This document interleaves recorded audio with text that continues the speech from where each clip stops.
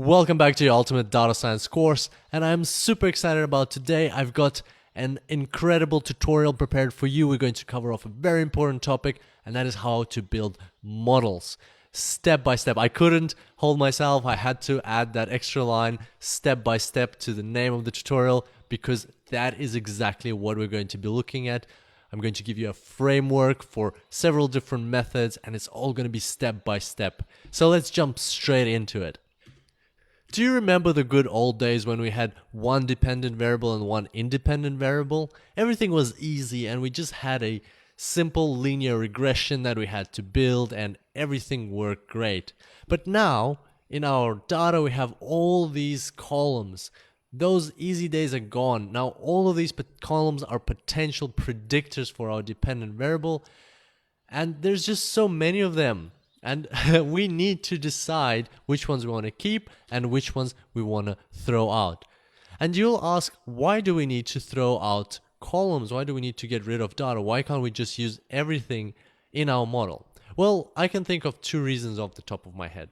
Number one is garbage in, garbage out. If you throw in a lot of stuff into your model, then your model will not be a good model. It won't be reliable, it won't be doing what it's supposed to be doing. It's going to be a, so to speak, garbage model. And number two, at the end of the day, you're going to have to explain these variables and understand not just the math behind them, but actually what it means that certain variables predict the behavior of your dependent variable. And you will have to explain that to your executives, to your boss, to people you're presenting to. So if you have 1,000 variables, it's not going to be practical to try and explain that. So you want to keep only the very important ones, the ones that actually predict something.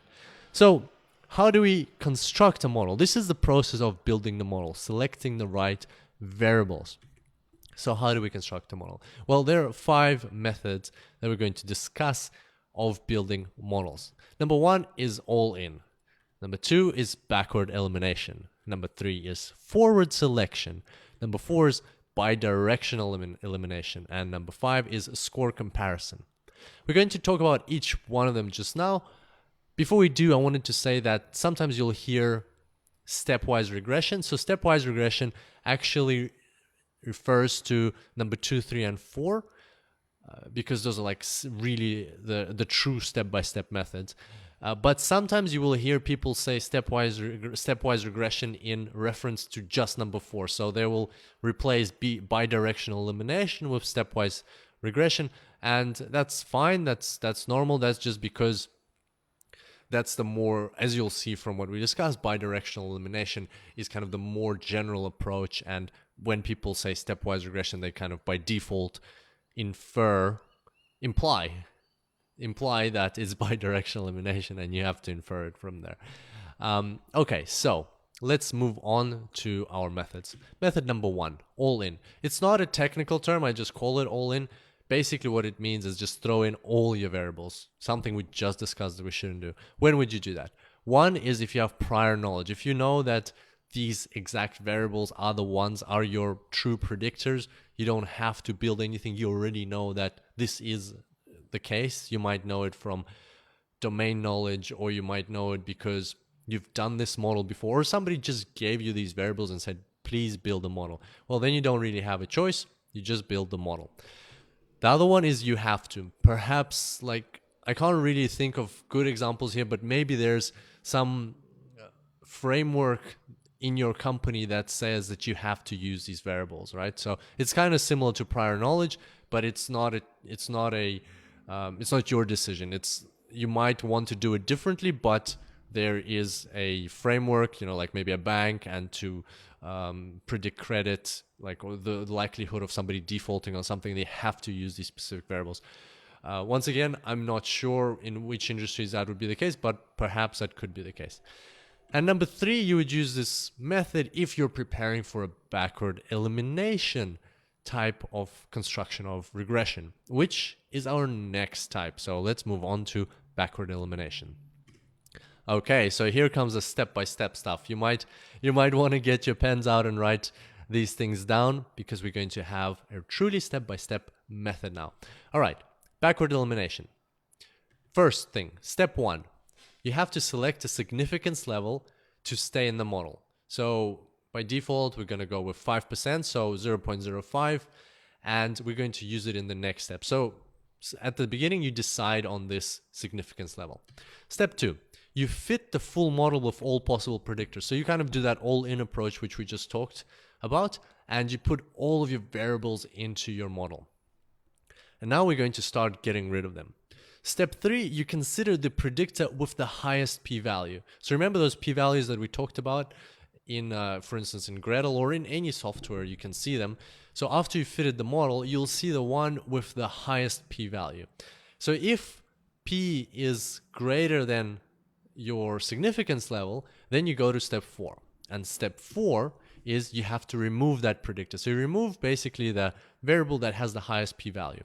And from step four, you fit the model without this variable. So there's a star here because I just wanted to remind myself to tell you that if you just remove the variable, obviously you can't just say that, okay, now I've got the new model. You have to actually refit the model. You have to recreate the model, rebuild it with the fewer number of variables. So if you had maybe, I don't know, 100 variables and you removed them, one of them, you have 99 now, well, you have to rebuild it. So the coefficients are going to be different, the constant is going to be different, and you need to perform that step because once you remove a variable, it affects all the other variables in your whole regression.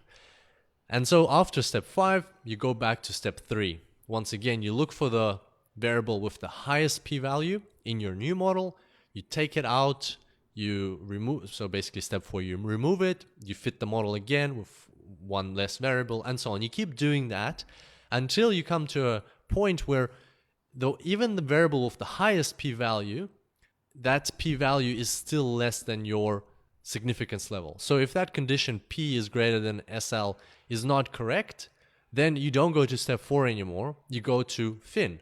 In this case, fin is the finish. Your model is ready. So as soon as all of the variables that you have left in your model their p-values are less than the significance level, your model's prepared. So that's how the backward elimination method works. Let's move on to the next one. Next method is the forward selection.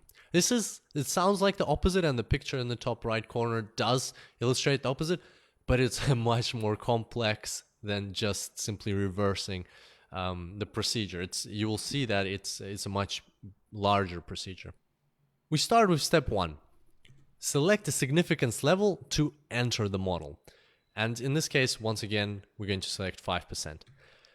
Then we go to step 2. We fit all possible simple regression models. So we take the dependent variable and we create a regression model with every single independent variable that we have. And then we select, out of all of those models, we select the one which has the lowest p-value for the independent variable. So you can already see that that is in itself a lot of work. Then what we do is we move to step 3. We keep this variable that we've just chosen, and we fit all other possible models with one extra predictor added to the one you already have. So what does that mean? That means we've selected a simple linear regression with one variable. Now we need to construct all possible linear regressions with 2 variables, where one of those 2 variables is the one we've already selected. So basically we add on all of the other variables one by one. So we choose, okay, let's add on this variable, and then let's add on the next one, but separately. So we construct all possible 2 variable linear regressions, and just definitely keeping the variable that we've already selected. So what do we do after that? Out of all of these possible 2 variable regressions, we consider the one where the new variable that we added had the lowest p-value. So if that p-value is less than our significance level, meaning that that variable is a good one, it's a significant variable, then we move back to step 3. What does that mean? It means that now we have a regression with 2 variables, and now we will add a 3rd variable, and we'll try all possible variables that we have left as our 3rd variable. And then out of all of those models with 3 variables, we will go to step 4 and we'll select again the one with the lowest p-value for that third variable that we added. And we'll keep doing that. So basically we'll keep growing the regression model, but not just randomly. We'll be actually selecting out of the all of the possible combinations every single time and growing it with one variable at a time.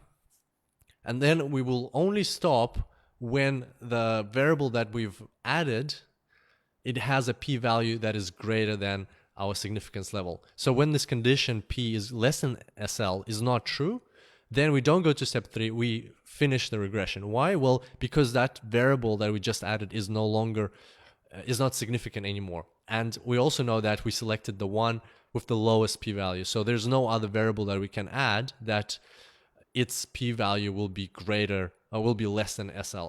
Any regression that we choose from then onwards, it will, the new variable will always be insignificant. And so here we finish the regression. And the trick here is that you keep not the current model, but the previous one. And that makes sense because you've just added a variable which is insignificant. So what's the point of that variable? Just move a step back. So that's how forward selection works. I know it's a bit confusing, but just try to wrap your head around it. Maybe read through these instructions one more time. It does make a lot of sense when you kind of picture what is exactly is going on. And next, we're moving on to the bidirectional elimination.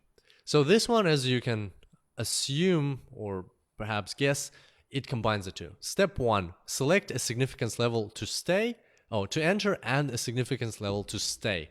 So we're going to select in both cases 5%, but it's up to you what you select. Step 2, perform the next step of the forward selection, meaning that the one that we just discussed, so where new variables, when they enter, in order to enter, they have to be less than the significance level to enter. So basically add on a new variable based on the forward selection method. Step 3, perform all of the steps of the backward elimination process. So now, if you have two variables, start getting rid of them and see if you can get rid of any of them. And then move back to step 2. So then grow it by another variable. And every time you grow it by a variable, say let's say you were at 5 variables and you went to 6. As soon as you went to 6, you have to perform all of the steps of backward elimination. So you don't just eliminate one variable if you can. You eliminate 1, 2, 3, however many you can. And then from there, you go back to step 2. And so this is a very iterative process. You keep doing that until at some point you cannot add new variables, no variables can enter, or no old variables can exit. And as soon as you get there, then you proceed to the finish because your model is ready. You can't add anything, you can't take anything out. That means you've created the model. So this is one of the more tedious methods. Of course, you would have to get a computer to do this for you because otherwise you'd go insane putting variables in and taking them out. But that's how bidirectional elimination works.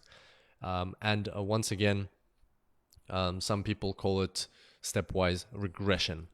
And finally, all possible models. So this is the most probably thorough approach, but also the most resource consuming approach, because you select a criterion of goodness of fit. For instance, the Kaiki criterion can be the R squared, lots of different criterions. Then you construct all possible regression models. So if you had n variables, then there'll be a 2 to the power of n minus 1 total combinations of these variables, and that's exactly how many models there can possibly be. And then step 3, you select the one of these models with the best criterion that you're looking at. There you go, your model is ready. So sounds easy, but let's have a look at an example. Even if you have 10 columns in your data, you'll have 1023 models. That's insane. That's an insane amount of models. And we're not talking about columns that you've already filtered out, so columns that you know, that's like in our example, you might have 5 or 6 columns. No, we're talking about when you get a data set that you just, is pretty much raw, and it has like maybe 100 columns. Like I've worked with data sets with around that, maybe 50 to 100, maybe more columns. And instead of going through them, what this method is suggesting, instead of going through them and picking out the ones that you think should be in your model, you just throw everything in. Well, it's not a good approach because basically it's growing exponentially. The number of models is growing exponentially, and it's very resource consuming to get a result from this approach. And finally, so where have we come to? We've come to our conclusion. We have 5 methods of building models. All in backward elimination, forward selection, bidirectional elimination, and score comparison. So the one we're going to be looking at in these tutorials in order to get our head around how to build models step by step and get some practice is the backward elimination process, because it is the fastest one out of all of them, and you will still get to see exactly how the step-by-step method works, and plus we'll throw in a few extra tricks along the way to make sure our models are very robust. Can't wait to get started. Lots of theory. Let's get to the practice. I look forward to seeing you next time.